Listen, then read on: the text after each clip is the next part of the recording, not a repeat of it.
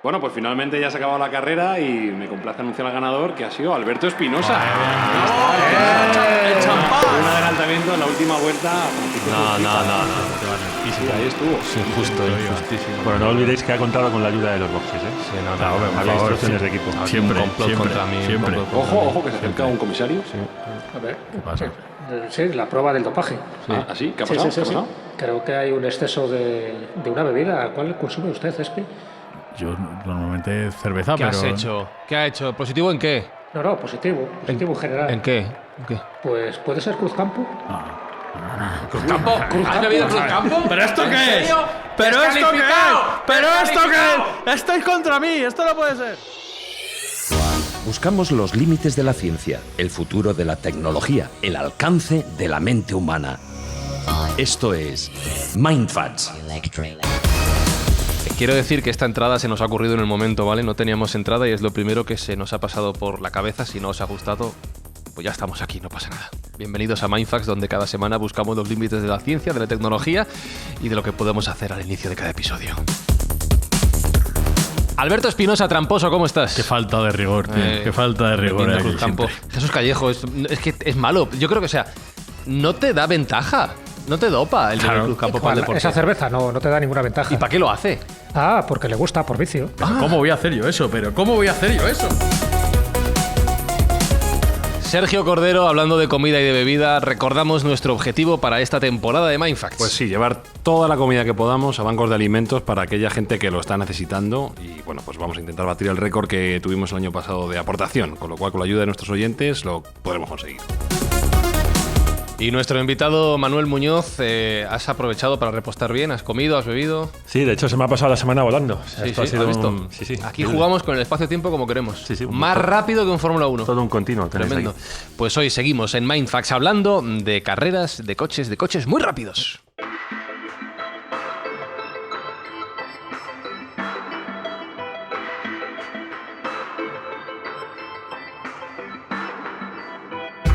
Oye, ¿sigue siendo cierta, Manuel, esa afirmación que durante años, décadas, ha dicho que la Fórmula 1 ha servido de campo de experimento de pruebas para avances tecnológicos que posteriormente llegaban a nuestras carreteras, a nuestras calles? ¿Te digo lo que digo cuando voy a hacer las charlas por ahí o la verdad? Primero lo de las charlas. Ah, no, por supuesto, hombre. Eso, sí, claro, por supuesto. Vale, Date o cuenta sea- que la Fórmula 1 es el banco de pruebas más exigente en el que nos podemos encontrar y tal y cual. Y, sí. Veo que lo tienes bien aprendido. ¿Y la verdad? No, la verdad es un rotundo. Es muy poco, por no decir nada, lo que se aprovecha de la competición para la calle. Básicamente porque los objetivos son totalmente distintos. En competición lo único que importa es el rendimiento, es lo que se va buscando, y todos los recursos se enfocan 100% en encontrar rendimiento de una manera o de otra. Dejo a vuestra imaginación el de otra. Sí, cosas.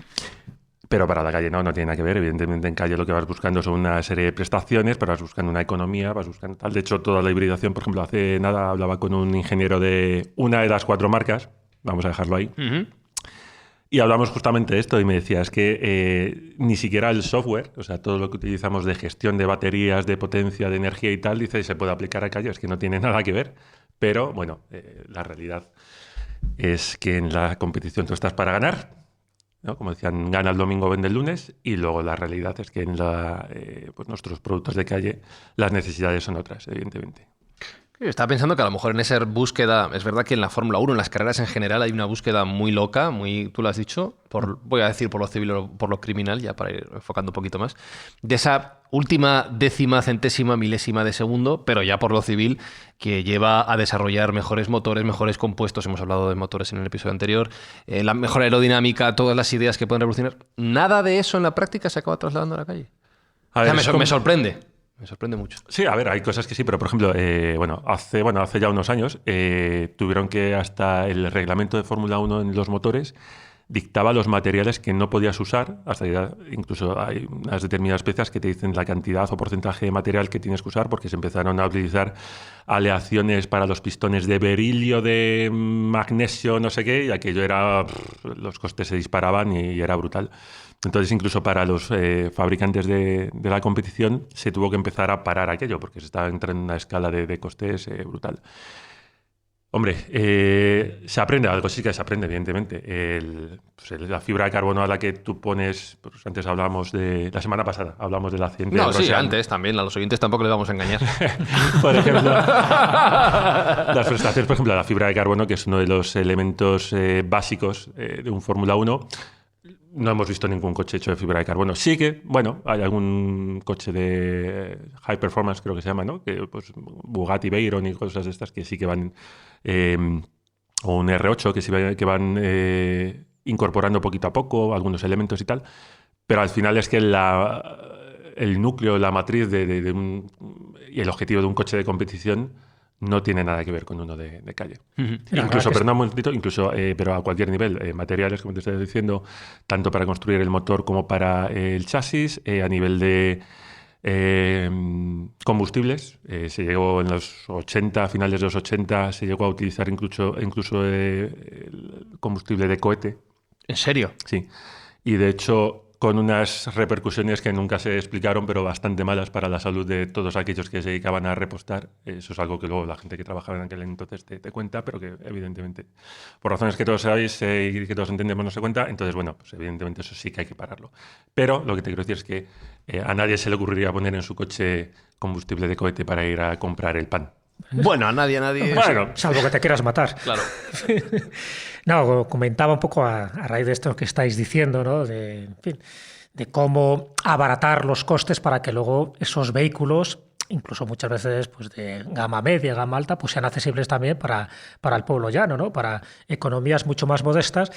Lo curioso, y yo diría que hasta lo paradójico, es que cuando se han hecho esos intentos para que el coche no solo sea algo para las grandes fortunas, ¿no? Porque en principio cuando se inventan los coches no podía acceder cualquiera a ellos, eran muy costosos. Entonces, para abaratarlo, hay dos personajes que son claves a la hora de que los coches sean accesibles a eso, al pueblo más modesto, ¿no?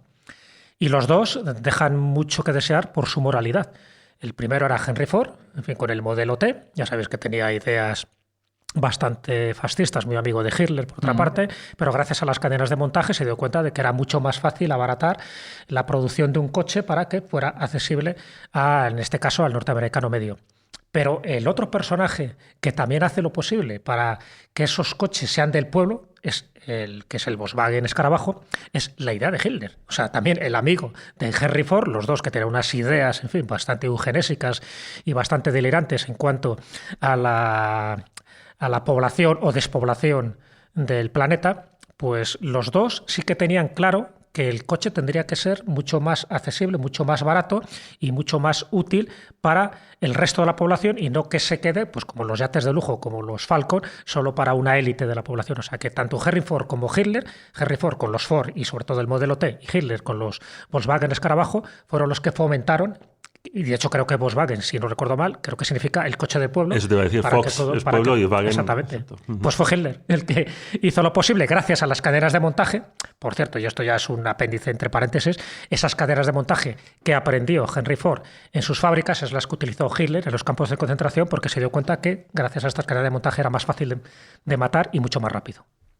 No hemos hecho ninguna broma en la historia de Mindfax sobre Hitler, ya que ha salido el nombre, ¿no? No procede, ¿no? ¿Tú crees que romperíamos? ¿Que no procede? ¿Por qué? No sé, pero a lo mejor la liamos y ya nos denuncian del todo. Esta ya es la cosa, estamos ya con 450 demandas. Bueno, lo dejo ahí en la idea de fondo. Le voy a dar vueltas. Sí, yo mientras voy haciendo otra pregunta seria. Y es que hablando de grandes nombres, Jesús, y ya que has hablado de la popularización del coche, del automóvil, también ha habido grandes nombres históricos, estoy pensando en grandes inventores, que han ayudado a concebir esa idea.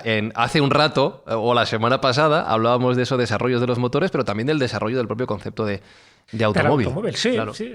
Ya sabes que a mí siempre me gusta buscar a los pioneros, ¿no? Aquellos que hicieron por primera vez algo, aunque fuera una patente, aunque no lo llegaran a realizar físicamente. Y en este caso sí que he encontrado el primer vehículo que se puede considerar, ahora os diré por qué tipo de propulsión, pero el primer vehículo muy parecido a un automóvil, con 3 ruedas, en fin, y propulsado, evidentemente no con motores, porque estamos hablando del siglo XIV, ni más ni menos que en el siglo XIV, en el año 1335, hubo un Manuel Muñoz de la época. Por favor, sí, esto tenía que venir de algún sitio. Claro, había un ingeniero de armas en aquella época, porque ya sabéis que en fin las batallas y las guerras también eran una buena fábrica tanto para los médicos, es decir, para ver un poco cómo se remediaban determinadas dolencias, enfermedades y cortes y hemorragias, pero también para los ingenieros, para decir, bueno, cómo optimizamos mejor ciertos vehículos. Bueno, pues entonces Guido de Vigevano, que era un ingeniero italiano, pero que trabajaba a las órdenes del rey Felipe VI de Francia. Felipe VI de Francia, por cierto, era sobrino de Felipe IV el Hermoso, que fue el que desmanteló a la Orden de los Templarios, para que lo ubiquemos en la época histórica, ¿no? Bueno, pues en el siglo XIV lo que hace es que le dice, bueno, estaba pocos años antes de que empiece la Guerra de los 100 años. Entonces le dice a su ingeniero, oye, ¿qué podemos hacer aquí para que el transporte sea mucho más rápido y podamos precisamente matar mucho más fácil y sin que nos lleguen a matar a nosotros? Dice, bueno, pues inventó, y además hay un diseño, hay un prototipo, cuya imagen la tengo aquí para que la podáis ver, pero bueno, eso lo podéis tener también en internet. El diseño es un vehículo con 3 ruedas, 2 delanteras y una trasera. ¿Y cuál era el método de propulsión? Pues evidentemente no por fuerza bruta, no por animales, porque te exponías, ¿no?, a que los mataran, sino pues por la energía que más abunda y que es más barata, que es el viento. Con lo cual eran coches que parecían pequeños molinos de viento con sus aspas. Como si fueran barcos casi. Efectivamente. Claro. O sea que lo de la aerodinámica ya viene de aquel entonces, verdad. no del año 68, que fue cuando... 1335, Guido de Vigevano, este ingeniero de armas del rey Felipe VI de Francia, ya ideó este primer prototipo, que evidentemente no servía para mucho, porque si no soplaba el viento, luego, aunque soplara el viento, tenías que dirigirlo hacia las fuerzas enemigas, en fin, que era bastante complicado. Pero bueno, está bien como idea, como, bueno, y por supuesto, pues un piloto que tuviera que dirigir, ¿no?, con una manivela, una especie de volante, dirigirlo para luego proyectar pues toda su carga ofensiva, ¿no? ¿Y qué tal agarraban las ruedas de cedro? Nada mal, porque eran ruedas de madera, te puedes imaginar, no había ningún tipo de suspensión ni de nada. Estas cosas no... Y luego, pasando un poco el tiempo, pero un poco más, está Leonardo da Vinci. Ya sabes que Leonardo da Vinci fue pionero prácticamente en todo, ¿no? Hizo los primeros paracaídas, las primeras alas delta, en fin. Se le puede considerar que lo que no pensó él no lo pensó nadie. Y en 1495... sí se le atribuye también la invención de un coche de madera. Un coche de madera que estamos hablando de unos 68 metros de largo por 1,49 de ancho. 68. 1,68 de largo. 1,68. Que había entendido 68 también. No, 1,68. ¿Un autobús? No, claro. Tampoco llegaba para tanto el armazón que al hacía. Paso que van los Fórmula 1 ahora van a terminar ahí. Y 1,49 de ancho, ¿vale? Se accionaba por la acción de unos resortes en espiral acoplados a unas ruedas dentadas, es decir, que funcionaba como un juguete de cuerda. Porque lo que era experto Leonardo da Vinci era hacer cosas para la diversión de los jerarcas, de los soberanos, en fin, de todos aquellos con los que él tuvo que trabajar. Y es verdad que el mecanismo de engranajes de rueda pues lo utilizaba para muchos de los autómatas que él hizo, por ejemplo, pues como un león, ¿no?, para celebrar la coronación de uno de los monarcas, y en este caso para los coches, pero no tenían una utilidad práctica, no era para desplazarte con mucha más rapidez a otros lugares, sino sencillamente pues para que vieran cómo sin una acción manual, es decir, a través de estos engranajes, podía ir un coche de un lugar a otro, de un salón determinado o de un circuito, y bajo el aplauso y bajo el asombro de todos aquellos que lo veían, pues diciendo, qué tío más grande es Leonardo da Vinci. Entonces, bueno, está considerado en principio también, pues eso, como uno de los antecedentes, y a partir de ahí ya nos tenemos que ir al siglo XVII, siglo XVIII, en fin, con todo esto que acabamos de comentar. Pero bueno, que quede claro, no he encontrado ningún español, mira que está buscando, a ver si había algún español que hubiera hecho algo de esto, salvo lo de Jerónimo de allá, pero eso era con las máquinas de vapor. Pero en este caso, Guido de Vigevano y Leonardo da Vinci, yo creo que hay que ponerles en el podio, no hay que darles esta corona de laurel, porque por lo menos tuvieron la visión de que cosas de estas se podían hacer antes de que se inventaran los motores de combustión, los motores de gasolina y, por supuesto, los motores eléctricos. Y lo que le ha llamado la atención a Manuel, que me ha llamado la atención a mí a la vez, es el tema de las ruedas. Pero claro, Manuel ha estado muchos años trabajando en Pirelli dentro de la Fórmula 1. Y cuando hablamos de coches del futuro de la historia, el punto de contacto del coche con la carretera es la rueda. Correcto. Al final es el que transmite todo lo que hagamos arriba, se transmite de abajo. En teoría debería ser el único punto de contacto. Que a veces toca a otros sitios, ¿no? Vale.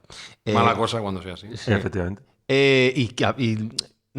Perdón por esta pregunta tonta, pero no se habla tanto de no tienen tanta fama las ruedas, por lo menos de cara al público a la hora de hablar de inventos de tecnología, de avances, pero me imagino que ya hay un campo también súper extenso a la hora de aplicar nuevos compuestos, nuevos estudios. En etcétera. calle estamos hablando. En ambos sitios. Bueno. Sí, porque en Fórmula 1 sí que tiene mucho protagonismo.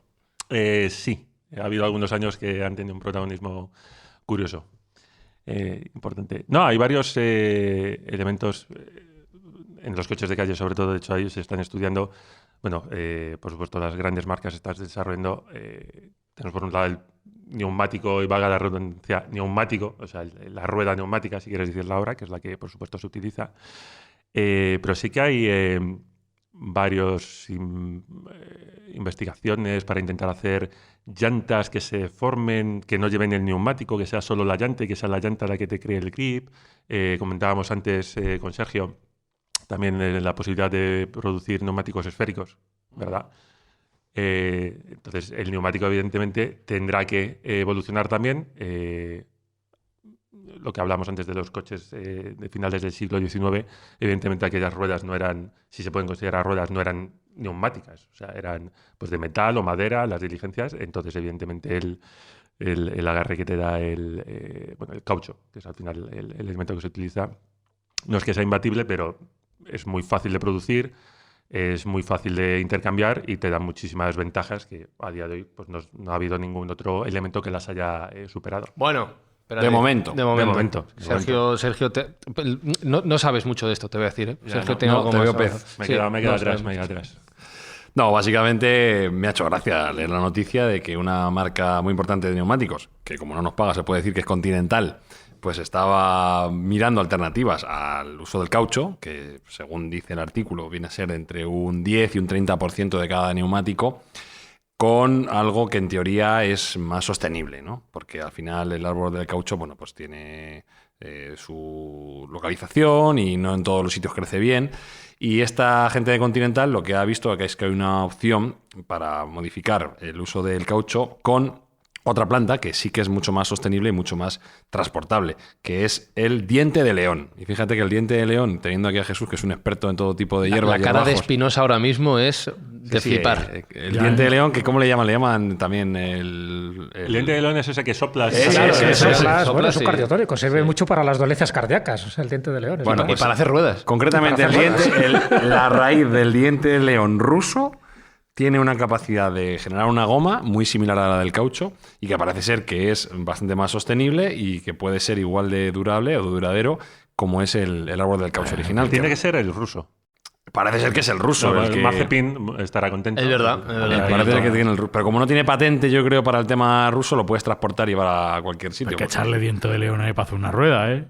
Esa es la raíz, yo no sé exactamente. Pero abunda mucho, esa planta abunda mucho. Claro, es una planta que debe crecer en todos lados, porque yo siempre que voy por el campo la veo, hay un montón. Claro, hay un montón. No necesita unas condiciones especiales, ni un regadío especial, ni nada. No, lo cual solo. hemos pasado de ser una mala hierba a dar ruedas. Igual deberíamos invertir en muy terapéutica, ya te digo. Sí, encima si utilizamos el resto como terapéutica, como dice Jesús, fíjate, pues tenemos ahí un nuevo uso para esta hierba que no se contemplaba, porque bueno, a lo mejor Jesús nos puede contar un poco más, pero de hecho el caucho generó muchísimo conflicto en su momento y hubo grandes potencias que intentaron colonizar sobre todo cuando el se empezó a Amazonas. industrializar. Es verdad que el caucho, bueno, devastó muchísimas junglas, muchísimos bosques, ¿no? Buscando el árbol del caucho y entonces, bueno, pues de forma indiscriminada arrasaron y eso generó, bueno, pues muchos problemas étnicos, por una parte, porque hubo tribus que prácticamente desaparecieron porque les estorbaban, sencillamente porque estaban en el territorio del árbol del caucho. Pero lo paradójico es que antes de que se encuentre un poco la industrialización del caucho con la vulcanización, ya nos tenemos que ir al siglo XVIII, es que el caucho ya lo conocían, por ejemplo, los mayas. O sea, dentro de las culturas mesoamericanas, ya sabéis un poco el juego de la pelota. El juego de la pelota era de hule. De hecho, los olmecas se llaman así el pueblo del hule, el pueblo del caucho, porque utilizaban mucho... Además, caucho es una palabra... Claro, efectivamente, viene de ahí, viene de la parte de Centroamérica. Entonces ellos ya lo conocían, incluso descubriendo América, todavía no lo vimos como algo práctico, como algo útil, porque evidentemente no había todavía estos mecanismos de tracción que estamos ahora comentando, y entonces se desarrolla muy posteriormente, a pesar de que ya era conocido, por lo menos hace más de 2.000 o 3.000 años, porque estas culturas mesoamericanas hacían uso de ellos, ¿verdad? Que hacían uso para lo que lo hacían, ¿no? Para cuestiones lúdicas de juego, pero bueno, eran juegos sagrados como era la pelota, el juego de la pelota, pero que ya lo conocían, que lo sabían. Pero el proceso industrializado, lo que es la vulcanización, sí que tenemos que esperar hasta el siglo XVIII, y es cuando entran a colación todas estas empresas depredadoras, donde arrasaron en muchísimas junglas de América, sobre todo de México, de Guatemala, de Belice, arrasaron con la población y con los árboles buscando precisamente esta materia prima. Por eso es verdad que se convirtió en algo muy cotizable. Acordaros, por ejemplo, de la película Fitzcarraldo, que también fue un personaje histórico, pero que se hizo rico en parte también por este tipo de empresas, y lo que generó fue más desastres ecológicos que a veces beneficios económicos que estaba dando. Es decir, arrasó a bastante población y sobre todo a bastantes tribus indígenas y se enriquecieron, como suele pasar en estos casos, unos pocos. Y si ahora mezclamos otro podcast amigo, como es Territorios Improbables, podríamos hablar de Fordópolis, ¿no? Que también tiene un porqué esa ciudad que Henry Ford diseña y construye en el medio del Amazonas precisamente para tener acceso al caucho. Que luego, bueno, que a veces queda en desuso cuando el caucho se exporta al sudeste asiático, donde parece que es mucho más económico y mucho más abundante de lo que era en el Amazonas. O sea, que el caucho ha sido una materia prima muy importante que ha traído mucha riqueza a unos pocos y mucha miseria a unos muchos. Entonces, esta nueva versión del caucho, que viene dada del diente de león ruso, esperemos que no haga ningún mal a los rusos y sí viene a toda la humanidad y que, bueno, pues sea más sostenible y menos nocivo de lo que puede ser el uso del caucho actualmente, que ahora nos podrá contar Manuel. Yo no sé si aquí por entre un 10 y un 30% de la rueda de caucho, no sé si es verdad o no, o es poco o mucho. Los neumáticos, primero lo puedes dividir entre carcasa y compuesto. Compuesto, para que tengamos todo, sería la banda de rodadura, que es lo que toca el suelo, ¿no? Efectivamente, lo que se va desgastando, que es la goma, que llamamos así. Y luego tienes la carcasa. Claro, se utiliza caucho, se utilizan muchísimos materiales, se utiliza Kevlar, se utiliza nylon, se utiliza metal. De hecho, aunque me salga un poquito, para las ruedas ahora que va a haber nuevas en la Fórmula 1, que se van a cambiar de 18 pulgadas, pues uno de los problemas, uno de los retos que se han enfrentado es que la suspensión de un Fórmula 1 tiene un sistema de suspensión, obviamente, pero gran parte de la suspensión viene de la deformación del neumático, porque eran 13 pulgadas y tenía un flanco muy ancho. Entonces, uno de los retos que ha tenido que, o que se van a tener que, evidentemente, superar y gestionar, es que esa deflexión va a ser ahora muchísimo menos. Evidentemente, el flanco, el margen que te queda ahora entre la llanta y el neumático, el perfil, es muchísimo más bajo que el que se tenía antes. Entonces, bueno, pues ha habido que hacer una revisión de todos los ingredientes, además del caucho, que es lo que va en la banda de rodadura, pero bueno, de todos los composites y todo el material que se utiliza para la construcción para poder hacer frente a las cargas que un Fórmula 1 ponen los neumáticos, que no hay nada que ponga, no hay ninguna otra competición que ponga la carga que pone un Fórmula 1. Todo esto para que luego vayamos al taller a cambiar ruedas, Espi. Eso está pensando. Cuando nos digan, ¿cuál quieres? De las más baratas. Está pensando. Yo voy a las ruedas para que me las vea Manuel, macho. Eso es, ya está. Es verdad, Madre hay que poner marca buena ahora, claro. ¿Cómo la llevo? Yo el aire se lo miro a Alonso y a Espi.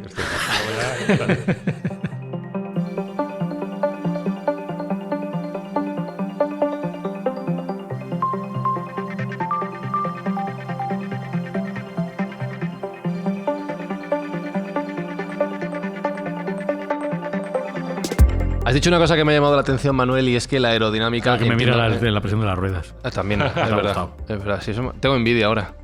Diré que te lo mire. Si quieres te lo dejo. Es mi ingeniero de cabecera. Es que Espi ha ganado la carrera. Es verdad. No, ha sido descalificado por consumo de Cruzcampo. Que decías que la aerodinámica en Fórmula 1, entiendo a qué te referías, cobró importancia a partir de 1968, lo cual, habiéndose fundado la Fórmula 1 en el 50, son casi 20 años de no darle tente. Es verdad que los primeros Fórmula 1 era, para que lo entienda, como un pepino con ruedas alargado, no tenía tanta aerodinámica como ahora, y ahora, sin embargo, es un componente absolutamente esencial. Y hay una frase que me gusta también mucho para los que no comprenden o no están metidos en la Fórmula 1, que el principio básico es, dicen, como el de los aviones, pero al revés. ¿Esto es verdad o no? ¿O sí, lo del pepino me ha gustado, no lo había escuchado nunca. Es invención mía. A partir de ahora, cuando vaya a hacer una charlilla por ahí... Dilo, por favor, dilo. Pepino, pero cita la fuente. Cita. Aerodinámica, como tal, evidentemente tenía importancia antes, pero porque se entendía la aerodinámica solamente como penetración del aire, con el coeficiente de rozamiento y tal. Pero lo que es la aerodinámica como downforce, o sea, como generación de carga para pegar el coche al suelo, efectivamente, en la Fórmula 1 se introdujo en el año 68, creo que fue. De hecho, hubo bastantes problemas porque los primeros apéndices aerodinámicos para pegar el coche al suelo... Apéndices aerodinámicos, para los que no sabemos, es el alerón, ¿no? Y esas cosas. El alerón, pero Vale, sí. vale. Apéndice aerodinámico Buah, hay un montón de mucho no, mejor. pero es que hay un montón de apéndices. ¿Ah, sí? Buah, hay un apéndices en el coche ahí, te pone. Sí, bueno, luego hay cosas que se hacen con el difusor, el efecto suelo, los fondos planos. Está ¿Habéis escuchado alguna vez? el Hammer, el Himmer, Joder. con nombres de estos. Por que eso se no- están- No, la pero Fórmula 1. estaba el F-DAC. hace El unos F-DAC, años, ¿ves? que Ya te lo digo el yo. piloto tenía que tapar un conducto con la mano mientras conducía, Claro. porque los apéndices no pueden moverse. Y era el piloto el que tenía que conducir con una mano y con la otra tapar el conducto para cerrar el flujo, para que aquello fuera más en la Que es recta. incómodo, generara- ¿sabes? Es incómodo. Sí, Como a cuesta tres- entender el fuera juego, pues como entienden Claro, esto, ¿sabes? a 300 ya era un poco Escúchame, complicado. se está inventando todo, de la trócola y no sé qué, ¿sabes? Te hago yo aquí una disertación que flipas. Pero efectivamente, como decías, sí, empezaron a utilizarse en los años, la temporada 68-69, y de hecho iban ancladas a la suspensión. Aquí tenía un pequeño problema, es que si se rompía el alerón, el coche salía volando, literalmente, o salía despedido. Bueno, de hecho, hubo casos. Sí, sí, Coches de que hecho, salieron en Montjuic volando. Sí, sí. Tenemos tristemente accidente en Montjuic. Se prohibieron a partir de ahí los alerones. De hecho, la siguiente es muy curioso porque en aquella temporada ver los coches con alerones hasta delante enfrente del piloto, además de los de detrás. Tenías el morro y tenías otro alerón como el de detrás aquí delante. Sucede el accidente, con lo que aquello se prohíbe. Van a la siguiente carrera, que es Mónaco, sin alerón ninguno, que me imagino los ingenieros de pista de aquella época les costaría un poquito encontrar el balance, porque la verdad es que influye bastante. Y luego se inventaron el recurso de que el motor necesitaba una tapa, entonces empiezan a introducir los alerones traseros que van pegados al motor con la excusa, para intentar sobrepasar o hacerle un bypass al reglamento, de que era una tapa a motor. Fíjate. Tal tú, es la ¿no? importancia que tiene la aerodinámica. Qué pillos. Has visto qué lección. Y has dicho antes lo de que los coches, en teoría, el único punto de fricción con el suelo es el neumático. En teoría, porque a veces la fuerza. Ya ocurrió en su momento, ¿no? Que la fuerza era tal. ¿Efecto suelo se llama? Explícame esto. ¿Cómo? Sí, a ver, lo primero de todo, los 4 puntos de contacto deberían ser las ruedas. El problema que tienes, ahora hay una nota más era, es que si hay otro punto de contacto que toque el suelo en ese momento, quiere decir que toda la fuerza se va a ir por ese punto, sobre todo si es el chasis que está en rígido. El problema está que si estás en una curva y la fuerza no la tienes concentrada en los 4 puntos de contacto del neumático y toda la fuerza se te va por un punto por el chasis, pues en ese momento el neumático pierde todo su grip. Entonces, evidentemente... No agarra el ¿Qué es, suelo. qué es el y- grip, tío? El agarre, perdón. Vale. Es que hay que saber Es que inglés. se lo he oído decir antes. Grip, agarre. Sí. Tío, pero lo que sea, que hay gente de Toledo y de. Saludos a la gente de escuchando, Toledo y de Albacete. Explica, has ganado la carrera, por favor. Ah, que no sabes de eso, de verdad. Sí, yo también. Yo acelerar y frenar. Así vas de dopao, no tienes ni idea. Todos los deportes tienen su jerga, todos. También se le llama grips, que eso es algo que a mí me llama un poco la El que atención. era grip de Aerosmith. A donde el piloto de Fórmula 1, donde coge el volante a los lados, eso también se llama los grips. Ah, como Con las ese. bicicletas también. Sí, los agarres. Efectivamente. Sí, sí. Entonces, sí, pues, como me decías antes, pues hay que tener, eso es algo, la altura del coche al suelo es una de los parámetros que la FIA, cuando se verifica el coche, tanto al final de calificación de carrera, incluso pues el jueves por la noche, el viernes por la noche, los ingenieros llevamos el coche a la verificación para ver que efectivamente pasamos la verificación FIA, para que cuando termine la quali asegurarnos, en teoría, de que va a volver a pasarlas otra vez. Entonces, la distancia al suelo, como decías antes, es muy importante precisamente por el efecto suelo. De hecho, el efecto suelo es simplemente que la carga que creas en el coche, que es lo que mantiene al coche pegado al asfalto y te permite ir más rápido en las curvas, crece exponencialmente cuando está muy cerquita del suelo. Entonces, la razón es porque si eres capaz de bajar 3 milímetros, o vamos a decir algo un poquito más, 3 centímetros la altura del coche. Si llevas el coche a 50 centímetros del suelo, pues 3 centímetros no es mucho, ¿no? De 50, es más o menos un 1,5%, una cosa así. Pero sin embargo, perdón, un 6%. Pero sin embargo, si lo haces cuando el coche lo tienes pegado, si lo tienes a 4 centímetros, esos mismos 3 centímetros suponen... Un 75%. Efectivamente. Entonces, eso es lo que hace que la aerodinámica crezca exponencialmente la carga cuando tienes el coche muy pegado al suelo. Entonces, lo que se empezó a hacer no es solamente llevar el coche muy pegado, también se sellaban los laterales con unas faldillas para intentar, pues eso, que el aire no se escapara por ningún lado y que todo el aire que pasara por debajo del fondo se aprovechara. ¿Cuál era el problema? Pues efectivamente, que si una de las faldillas se rompía o si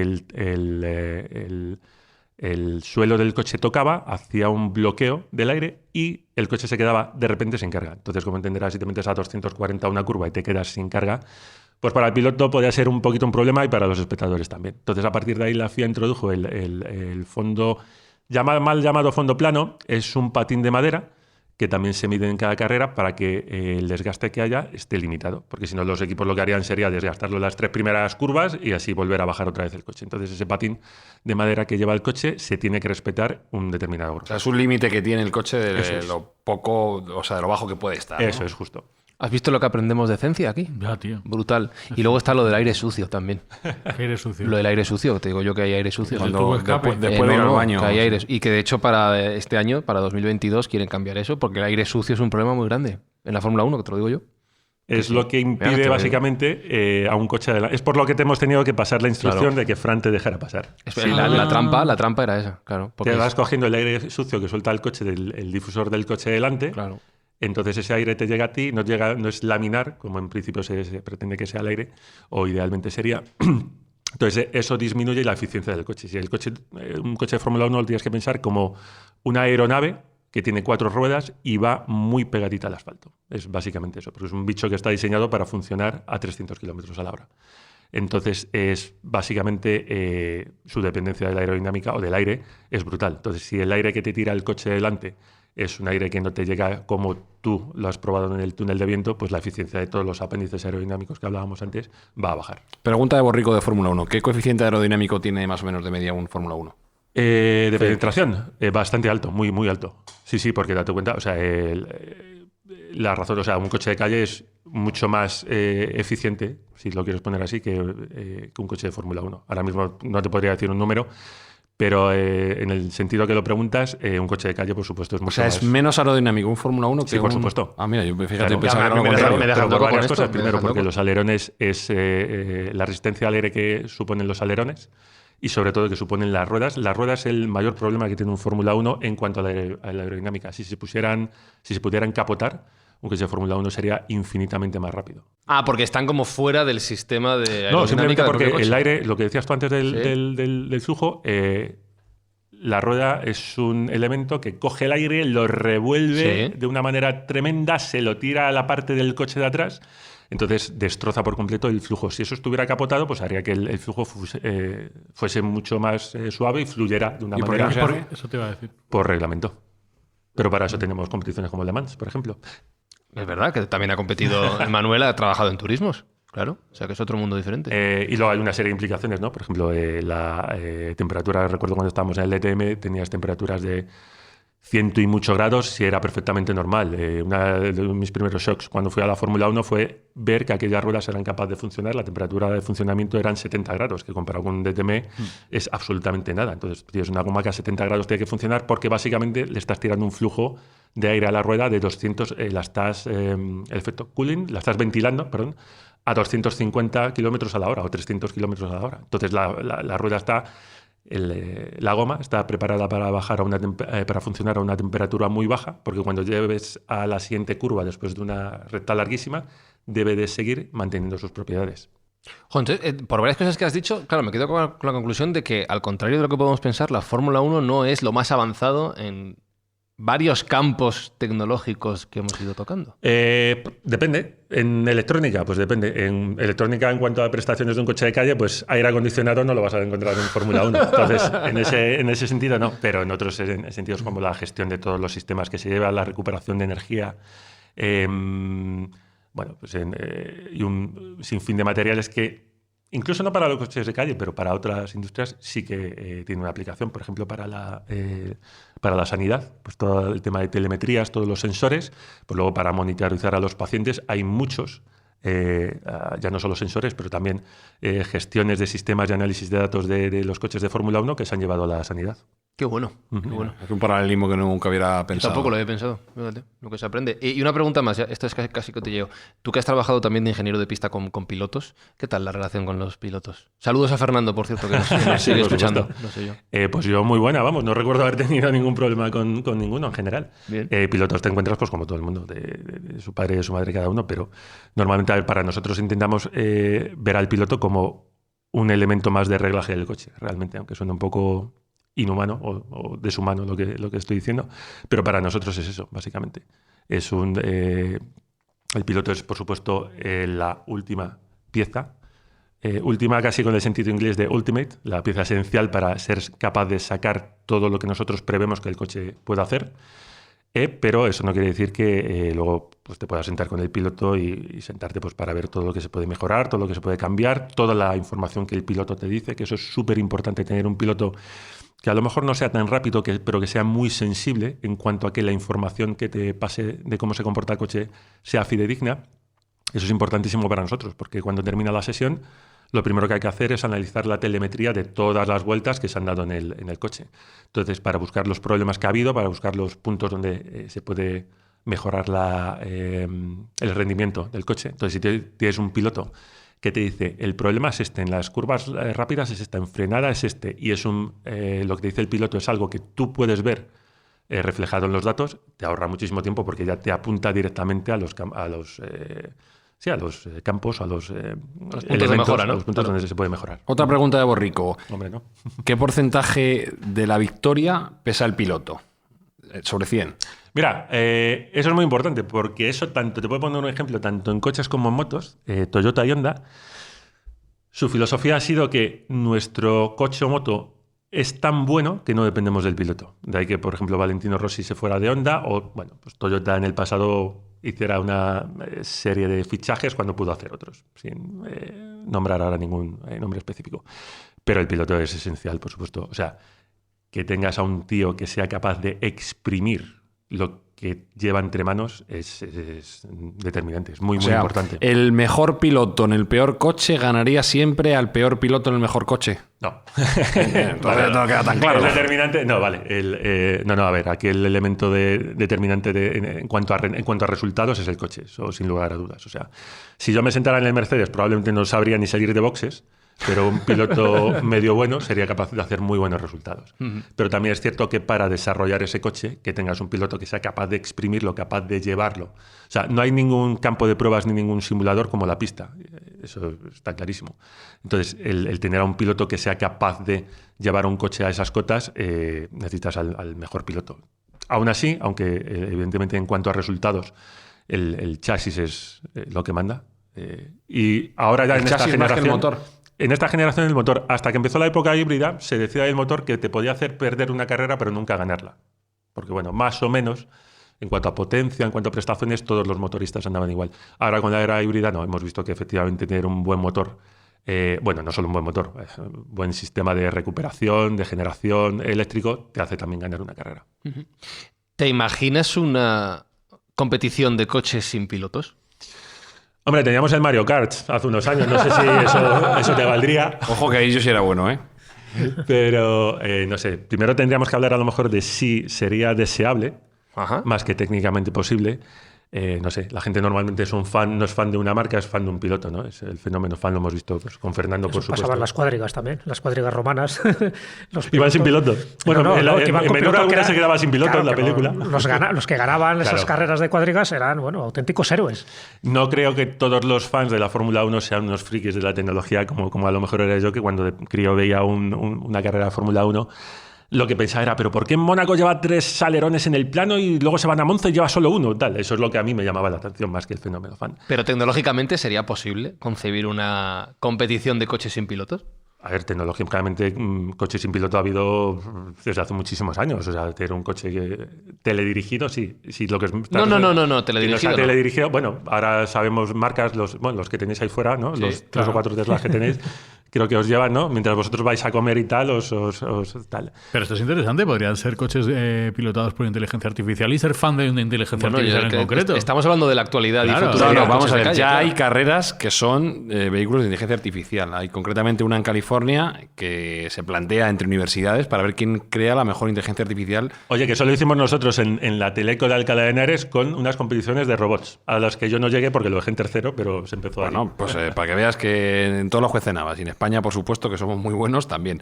Pero ya te digo, los americanos tienen ese tipo de carreras. Es verdad que no son masivas ni tienen un seguimiento brutal, pero existen. Y es verdad que con las nuevas mejoras en inteligencia artificial y en conducción autónoma es algo que a medio plazo podría ser posible. Y, por ejemplo, hay empresas que están despuntando y hace poco lo vimos, ha sido el CES de Las Vegas hace bien poco, y Sony presentó su segundo coche.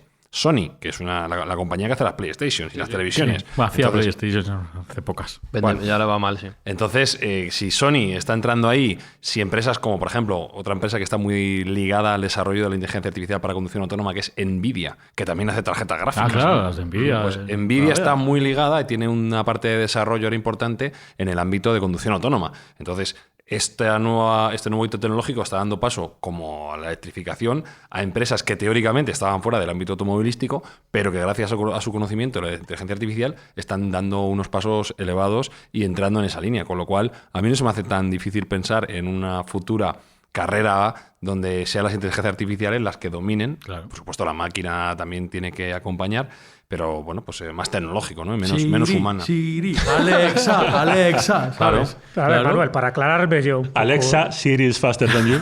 Claro. cuando veo a Hamilton ganar como siempre... No, este año. No, este año ha perdido. Este año no. Verstappen. Pero casi. Ya estamos acostumbrados. Muy cerca. ¿Es el mejor de todos los tiempos, Hamilton, o no? ¿Es él? ¿Es el mejor de todos los tiempos o no? Yo creo que sigue siendo Schumacher, ¿no?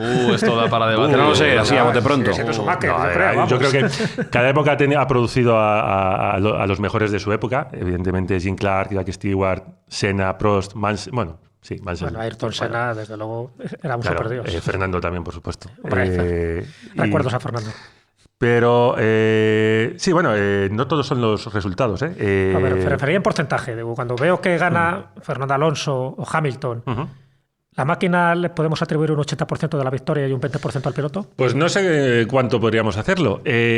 Por eso antes, cuando Sergio me ha preguntado si el piloto era esencial, he dicho esencial sí, pero no determinante. Pero porcentaje. Es que aquí le van a zurrar los pilotos. No, en absoluto. Lo que pasa es que ahora ya me metes chasis, motor... No, maquinaria, en general, porque sí. por eso hay tanto interés, ¿no? En cuanto pase de Mercedes, de McLaren, todo de lo Ferrari. que sea, sí. Por algo será, porque te quieres cambiar de escudería, por algo será. Todo lo que sea pasar de un 51% el crédito para nosotros... Yo es que lo había oído como leyenda urbana, ¿no? Que el 80% era más de la máquina y ese 20% lo que tú decías de la pericia del piloto. Sí, no sé si a un 80-20 estaríamos satisfechos todos los que trabajamos en el box. Probablemente alguno no. Pero ya te digo, sin duda, lo que te va a determinar en qué posición te vas a clasificar y dónde vas a terminar es el coche, el rango de posiciones. Y luego ya el piloto es el que determina si, como Hamilton, has estado luchando por el campeonato hasta la última vuelta literalmente, o si el compañero de Hamilton, que por ejemplo llevaba el mismo coche, ya llevaba el mismo coche estos últimos 3 o 4 años, pues a lo mejor no ha conseguido, ha ganado carreras, pero no ha conseguido llegar allí. ¿Es el mismo? Porque eso también es una cosa que está ahí flotando, que ahí se dice que hay veces no es exactamente el mismo coche. A ver, eso de que si es el mismo, entiendo que para la prensa mola, porque mola mucho cuando se comparan cosas y tal, pero sí, claro que es el mismo. Ningún equipo tiene ninguna ventaja en darle un material menos bueno a otro piloto. O sea, bueno, puede haber a lo mejor por marketing intereses en que gane uno, gane otro, o incluso siendo compañeros pueden ser rivales, que eso creo que ha pasado. Sí, siempre y son, uno claro, puede, digamos, parametrizar su coche distinto al otro. No, lo único que puede pasar es que en un momento dado, y eso sí que ha sucedido, las fábricas de viento trabajan 24/7, eso lo sabéis, entonces a lo mejor se ha traído una especificación de un alerón del que solo había uno para una carrera, se ha probado, se ha visto que era mejor y solo había uno. Y eso sí que ha pasado. Y de no hecho, se lo juegan Claro, a los chicos. ¿a quién se lo das? No, normalmente para eso tienes a un señor que es el team principal, que cobra mucho dinero y es el que está llamado a tomar ese tipo de decisiones. Una pregunta ya entre técnica y personal, tú como experto, ¿no? Bueno, en Fórmula 1, que llevas tantos años, además ya sabes que en la Fórmula 1 pues, hay un riesgo evidente para la vida de los pilotos y me imagino que también habrá muchas supersticiones. ¿Hay alguna escudería que sea gafe, que sea maldita, incluso algún coche?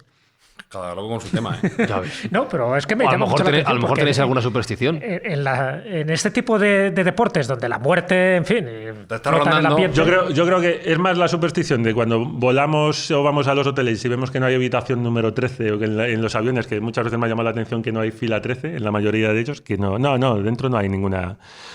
No, cada piloto, bueno, hay una historia que había de Coulthard que decía, y lo contaba él en una entrevista, que corría siempre con la misma ropa interior, siempre todas y cada una de las carreras desde que empezó a correr no sé cuánto, hasta que tuvo un accidente, se lo tuvieron que llevar al hospital y cuando le cortaron el mono, pues aquello, imagínate cómo estaba de tantas... sí, entonces ahí empezó a primar un poquito más el vestir correctamente que la superstición. Bueno, sabes... es conocida por todos, no en coches, pero sí en motos, la de Ángel Nieto, ¿no? O sea, el número de mundiales que ganó. El 12+1. 12+1. Claro, que 12+1. Sí, pero ya no me refería tanto a las supersticiones que las hay, sino siempre hay alguna marca, alguna escudería, algún coche en concreto. Dentro del mundo incluso cinematográfico hay coches de esos malditos, como el de James Dean, el que condujo en su momento, que luego quedó estigmatizada también la marca en el que muere en un accidente. O el de Isadora Duncan, ¿no? Cuando también muere por un accidente, por el fular que se enrolla y se enrosca en la rueda y entonces quedó estrangulada. Entonces, a partir de ese momento, el coche, ya ves tú, por ciencia infusa dijeron, no, estos coches no hay que pilotarlos porque tienen su peligro. Pues te decía, si en Fórmula 1 también ocurría algo parecido. No, me temo que tenemos mentes demasiado numérico-matemáticas como para... No hay ningún... O al menos no que yo sepa. ¿Te lo has pasado bien en estos 2 programas, Manuel? Sí, ya te digo, la semana esta se me ha pasado volando, Rapidísimo, ha sido fantástica. La comida que los oyentes... Seguir trayendo jamones, por favor, para cuando termine este programa también. Está bien. Sí. Ha estado fantástico y ha sido un placer. Te quedas a comer, ¿no? Me quedo a decir, comer. Los oyentes saben de qué va esto. Me quedo a comer porque sé que los oyentes se van a portar así de bien, efectivamente. Muy bien, pues Manuel Muñoz, muchísimas gracias por acompañarnos en estas 2 ediciones de Mindfax y cuando quieras ya sabes dónde está tu casa. A vosotros.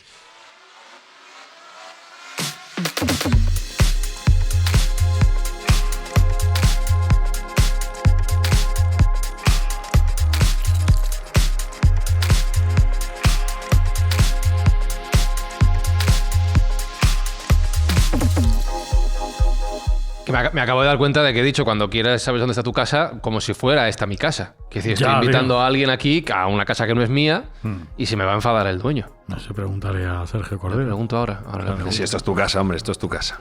No sé si estamos en familia, Jesús Callejo, ¿has visto? Estamos en familia y además a toda leche.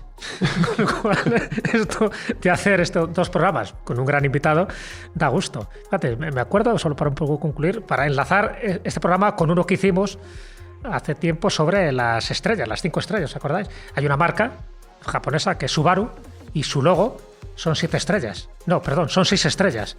El logo tiene que ver con las Pléyades, pero las Pléyades son 7 estrellas. Entonces ellos dicen que son 6 estrellas las que aparecen en el logo de Subaru porque la 7ª estrella es evidentemente el propio coche. Pues en nuestra casa estamos, Sergio Cordero. Aquí en casa estamos comiendo, bebiendo, disfrutando y aprendiendo. Y hablando de comida, recordamos... Claro, que encima podemos Mindfax, ayudar, claro. no solo nos la vamos a comer, sino que la vamos a donar. Vamos a donar todo lo que podamos con la ayuda de nuestros oyentes en nuestra próxima gran acción, que intentaremos que sea muy, muy sonada. Y que decía Jesús me acabo de acordar de una cosa, hablando de enlazar. No hemos hecho broma de Hitler. Tengo una. Pero no, es que tenemos un programa que se llama Tardígrados Nazis Lunares. O sea, quiero decir... Sí. ¿Vas a hacer la broma? Es que es malísimo, ¿eh? ¿Quieres acabar el programa con esa broma? ¿Quieres que lo cuente? Es tu Por responsabilidad. favor, ya no se puede hacer de otro modo. Pero llévate la música y hazla como Dios manda. Es Hitler y la ingeniería, porque es que él era muy aerodinámico. ¡Hostia! De horrible gracioso, tío. Mindfacts llega cada semana a tus oídos a través de Spotify, Apple Podcast, iVoox, Google Podcast o tu aplicación favorita.